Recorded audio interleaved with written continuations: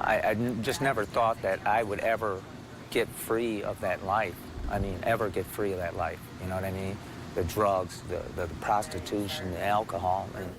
Human trafficking affects more than 40 million people across the world, and survivors got the chance to share their stories today at the University of Toledo. It is all part of the 16th annual International Trafficking and Social Justice Conference. NBC 24's Bree Malaska spoke with survivors at that conference. She's live for us tonight at UT's campus. So Bree, how important are events like this?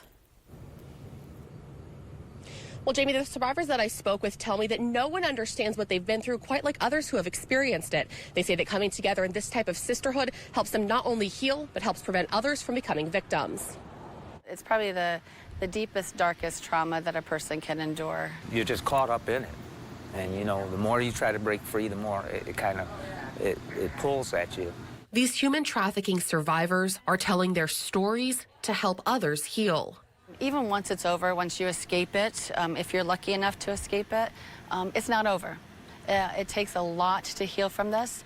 The International Human Trafficking and Social Justice Conference at UT brings advocates from all over the world together to learn how to abolish what they're calling modern-day slavery. Well, trafficking, we're talking about sex trafficking of American teens. It's more about manipulation, joining a peer group, having a new boyfriend, having a new best friend that introduces you to the life.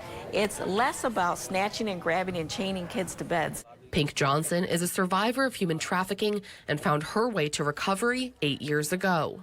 And then one day I wake up and I'm living on the streets. It went from like one thing, I know it wasn't overnight, but it just seemed like it. And the next thing I know, I'm like living in abandoned houses. I don't see my kids anymore. She says she couldn't have escaped without the help of programs like RISE, that stands for Recovering Individuals from Sexual Exploitation. On one hand, it's devastating to know there's so many survivors, because that means there were so many victims being bought and sold.